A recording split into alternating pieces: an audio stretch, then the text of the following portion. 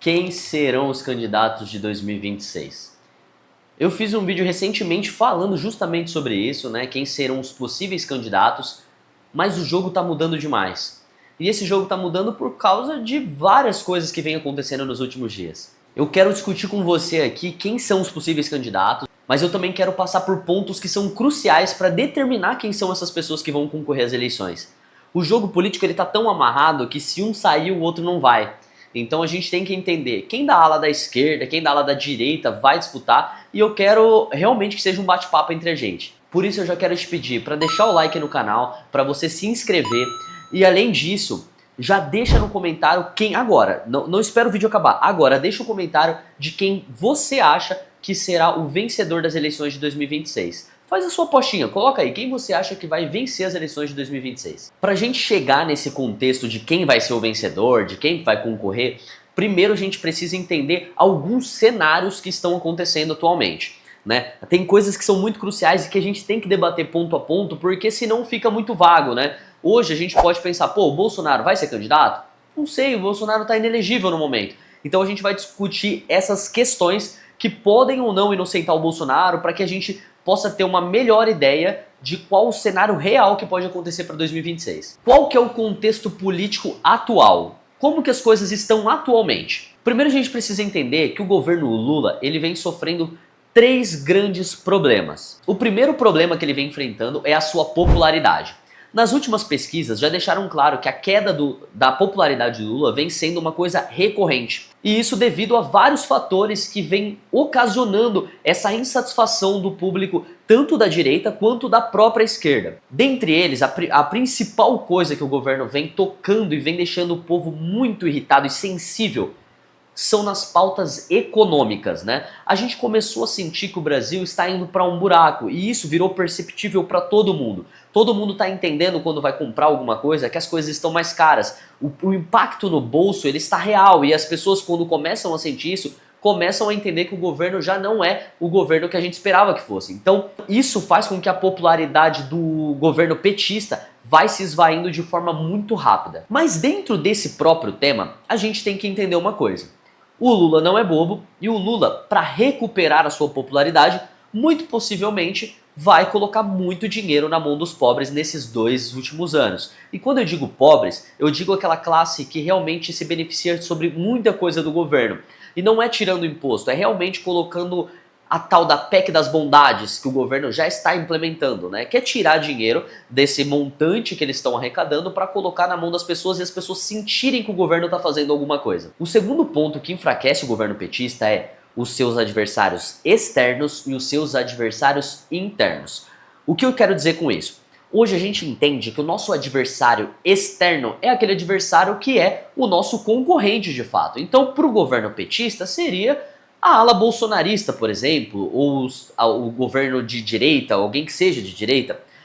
O problema do PT é que esse negócio tá tão grande, tá tão alastrado o problema petista, que os próprios apoiadores que eram de centro e de esquerda já estão rompendo com o governo. Então o Lula ele tem 2 grandes adversários. O primeiro são esses adversários externos, como eu disse, Bolsonaro, aí você coloca Tarcísio e outros da esfera da direita, mas também tem os seus adversários que estão na própria esquerda e no centro.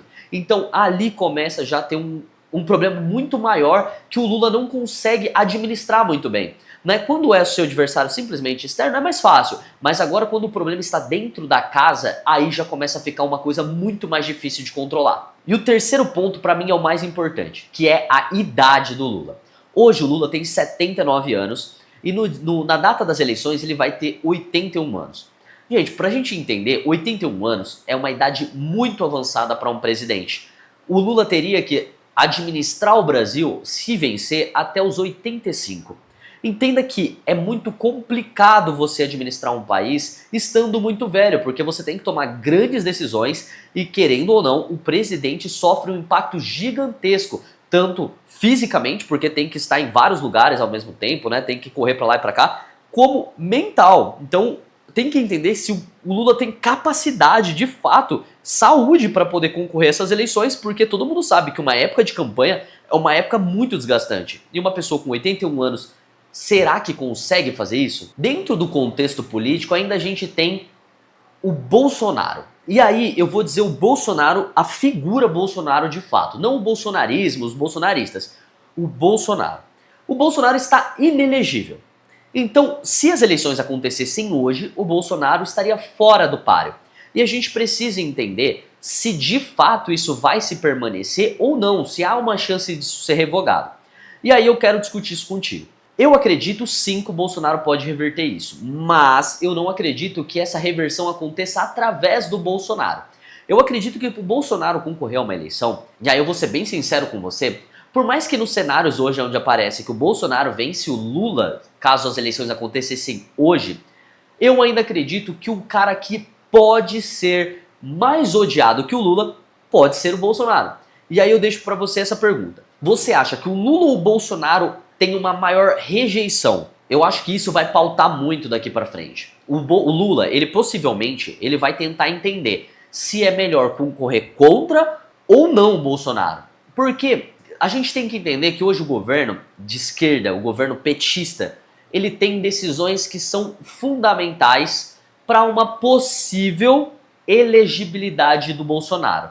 E aí, por que eu digo isso? Vamos recapitular em 2019, quando o próprio Bolsonaro fez com que o Lula pudesse se tornar elegível. E isso é importante para a gente poder desenhar o que a gente está pensando para 2026. O Bolsonaro, naquela época, ele colocou Cássio Nunes como ministro. E o Cássio Nunes foi quem deu o voto de Minerva para o Lula poder concorrer às eleições. Então o que eu quero mostrar para você é que, às vezes, para um presidente, o maior oponente dele é a melhor solução. Então, o Bolsonaro quis o Lula contra em 2022 e ele perdeu. Mas o Lula talvez também queira o Bolsonaro contra, porque ele acredita que a rejeição do Bolsonaro seja muito maior do que uma do Tarcísio, por exemplo, ou algum outro concorrente que possa vir da direita e que seja mais forte que o petismo. Ainda dentro desse cenário político atual, a gente tem 3 probleminhas, e esses 3 probleminhas vão ditar os 2 próximos anos. O nosso cenário econômico, a segurança pública e o desemprego. Esses 3 pontos são pontos cruciais quando se fala de eleições. Entenda que os números de desemprego sempre são muito bem mascarados pelo governo. Só que a inflação, ela está notória.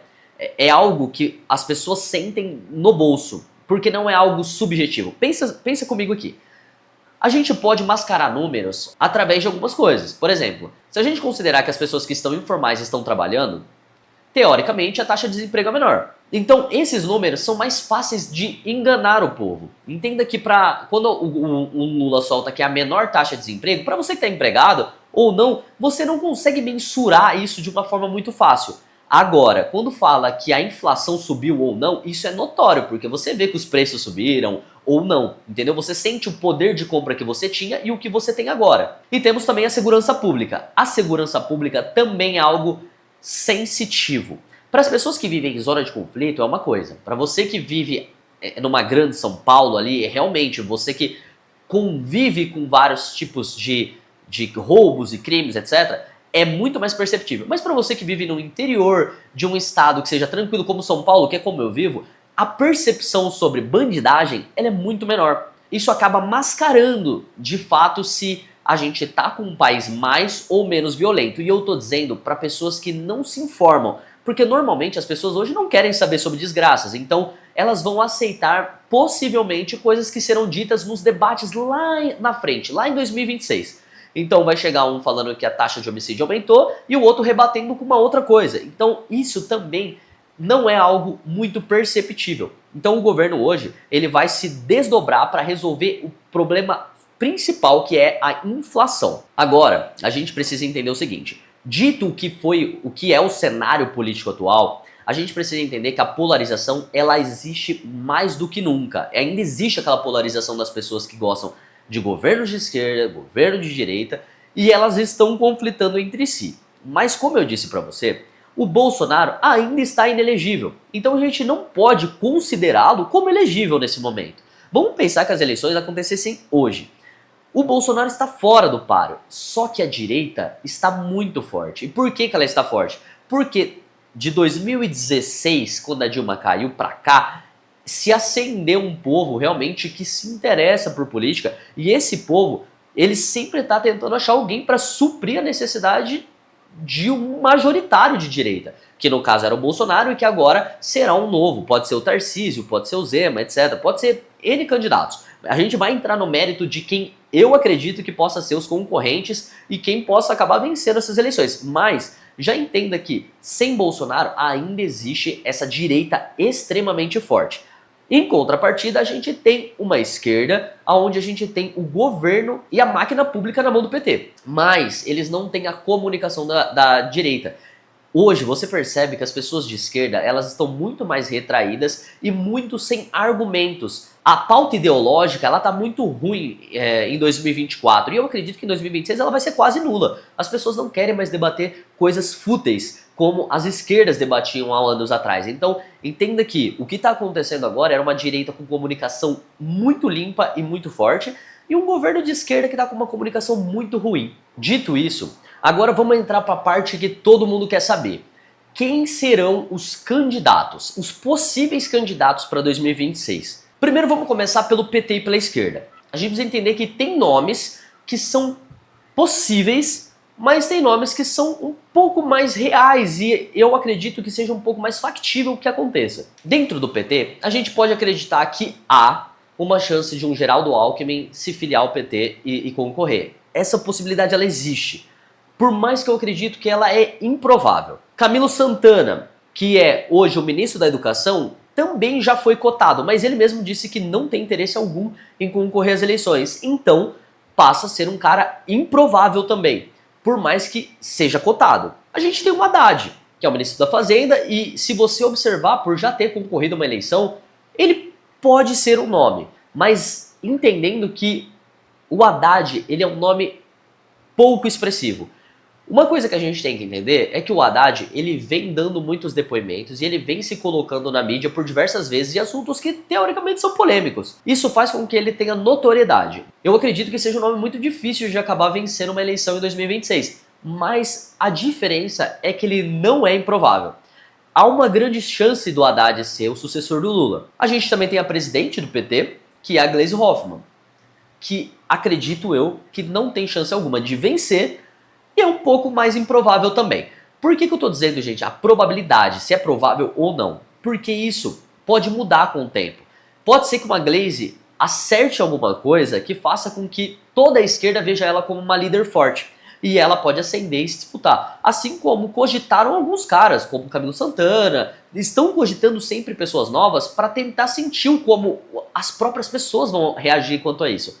O Haddad ele já concorreu, então você já tem uma pré-percepção sobre isso. O Haddad ele já está um pouco manchado e as pessoas, teoricamente, não acreditam que ele seja uma boa solução. Há alguns nomes que podem vir pelo PT, mas acreditando que o Lula não concorra, a chance do PT vencer as eleições de 2026 são muito baixas, muito mesmo. Porque a liderança do Lula ela é uma liderança realmente muito imponente, muito forte. Eu acredito que hoje o PT sem o Lula é um partido extremamente fraco. Agora, a gente tem que entender quem são os candidatos da direita. Mas aí a gente tem que separar em alguns blocos. Primeiro vamos falar sobre o bolsonarismo. Quem será o candidato, por exemplo, do PL? Fica até um pouco confuso aqui, porque se você pensar só no partido, você não colocaria um Tarcísio, por exemplo. Mas a gente tem que entender que dentro desse bolsonarismo existem outros partidos que tem pessoas que são declaradamente bolsonaristas, ou seja, o Tarcísio, ele já deixou claro que ele é um bolsonarista. E o Tarcísio, ele está no PP. Dito isso, é só pra gente poder entender que quando eu falo da ala bolsonarista, pode envolver outros partidos, certo? Então, o Bolsonaro, a gente precisa entender se ele se candidatar ou não. Primeiro, o Bolsonaro está inelegível, mas se ele concorrer, eu acredito que a chance de ter um Lula contra ele é muito grande. Mas vamos supor que o Bolsonaro não esteja elegível. Os nomes que aparecem como opção começam a se dividir. E aí a gente tem que pensar em alguns cenários. O Bolsonaro tendo a sua força e mostrando que o povo ainda é bolsonarista, e isso vai rogar agora, no dia 16, se realmente as pessoas estiverem mobilizadas pelo Bolsonaro, eu acredito que ele vai mostrar, vai medir a sua força e vai determinar alguma coisa. Vai chegar Valdemar, eu quero que o meu filho Eduardo Bolsonaro concorra. Eu quero que a Michelle concorra. Então, eu acho que o impacto que é a população mostrar que ainda é totalmente Bolsonaro vai determinar quem pode ser o candidato bolsonarista. Mas a gente precisa entender que ainda há algumas opções. Dentro desse universo, a gente tem esses caras que teoricamente seriam indicados pelo Bolsonaro caso ele mostre que é muito forte. Então a gente tem Eduardo, a gente tem Flávio talvez, e a gente tem Michele Bolsonaro. Depois a gente entra num outro espectro, que é aquele que o Bolsonaro indicaria caso percebesse que a sua força já não é mais tão gritante, né? Que é aquele cara que ele apoiaria falando assim, faz sentido esse cara aqui. Que aí vem um Tarcísio e talvez um Ratinho Júnior.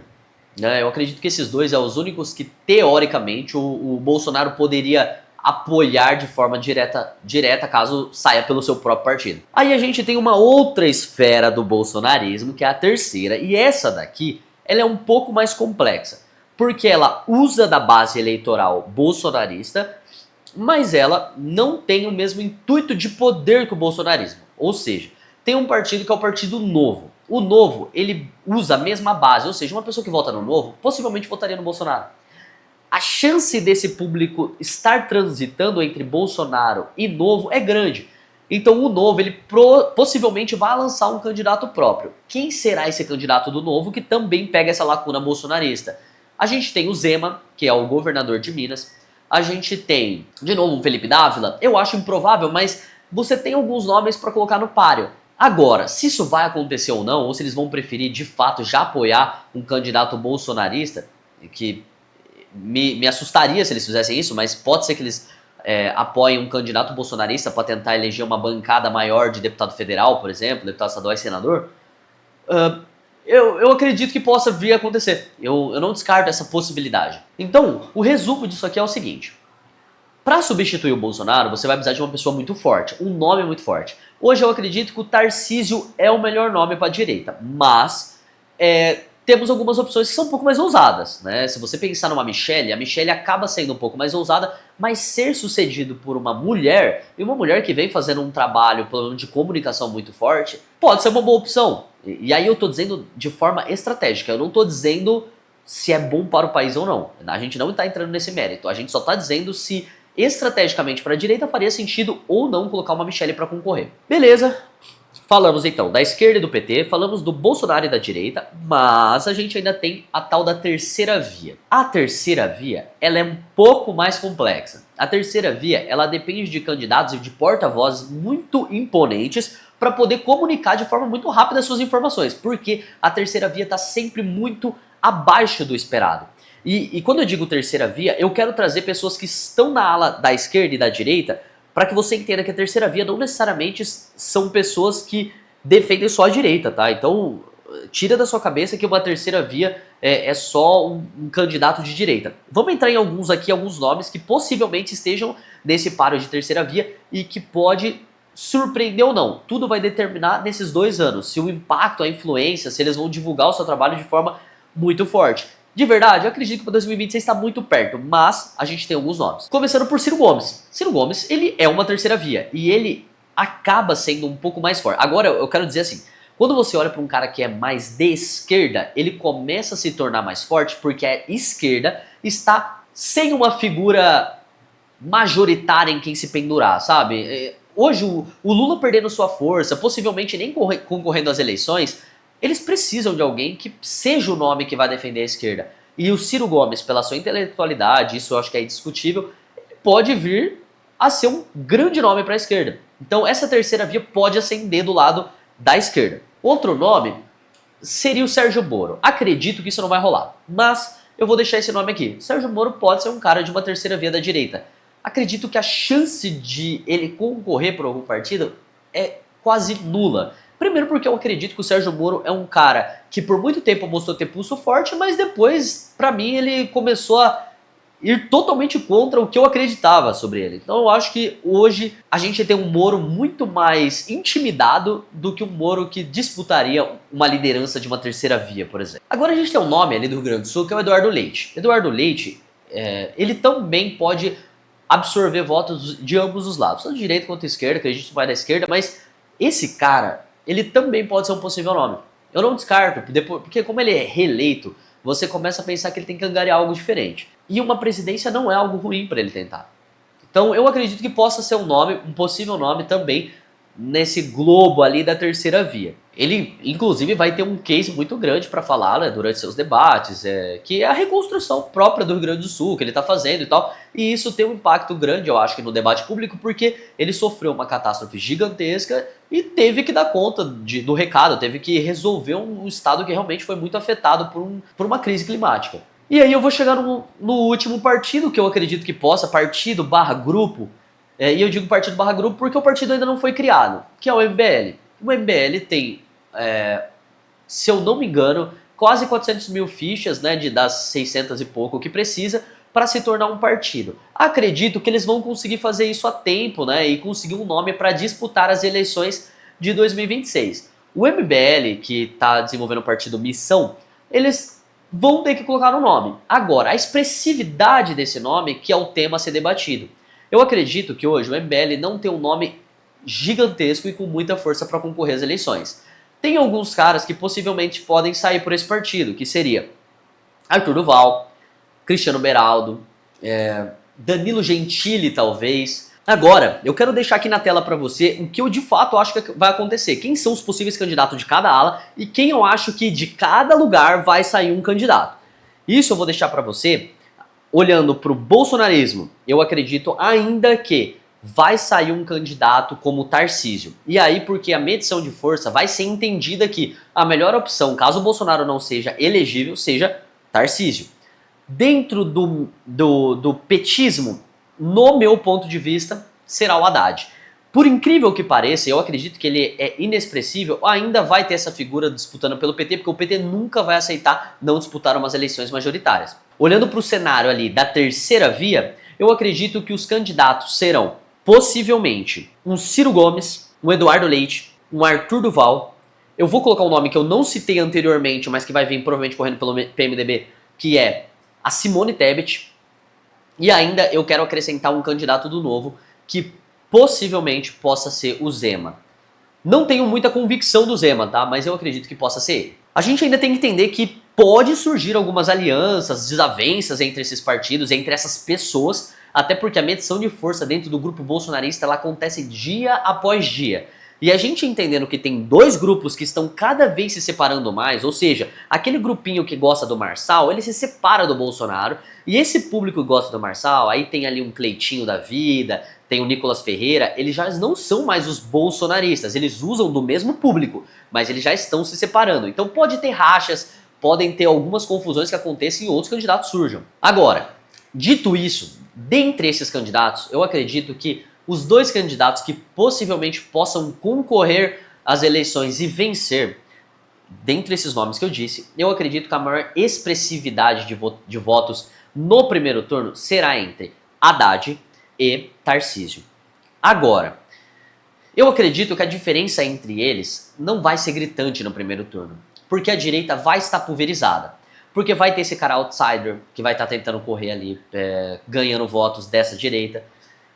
E na esquerda também pode acontecer isso, mas eu acredito que a esquerda ainda vai se unir mais para tentar elevar o nome de um candidato da esquerda que possa ganhar, né? Então, dito isso, eu acredito que a porcentagem que eles vão para segundo turno não vai ser algo tão diferente. E eu acredito que seja de fato Tarcísio contra Haddad.